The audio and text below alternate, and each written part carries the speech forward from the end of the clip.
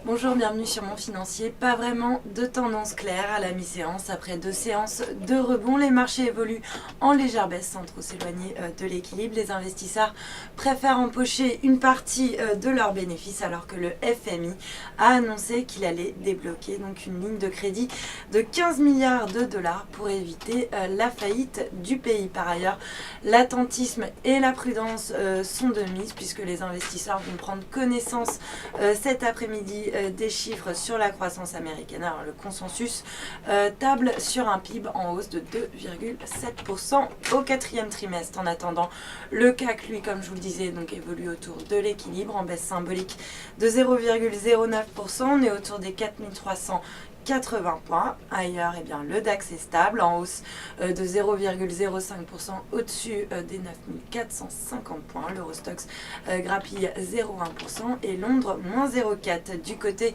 des valeurs maintenant, lanterne rouge, eh bien, c'est Alstom qui dégringole de pratiquement 5% alors que le groupe est suspecté de corruption en vue d'obtenir donc un contrat de 118 millions de dollars. C'était dans le cadre d'un projet énergétique en Indonésie. À l'inverse, Alcatel Lucent bondit de pratiquement 6% en tête des hausses, donc après l'annonce d'un accord majeur avec l'opérateur China Mobile. Et puis à noter également Gemalto et Orange qui complètent donc le trio de tête du palmarès avec des gains respectifs de 1,13 et 1,12%. Sur le SBF 120, en revanche, eh bien, Morel et Prom dégringolent de 5% et ce malgré bien la publication de résultats en forte hausse au titre de l'exercice 2013, mais le groupe ne va pas verser de dividendes, ce qui a déplu au marché. Et puis à noter également Areva qui vient de signer à l'occasion donc de la visite en France de monsieur Xi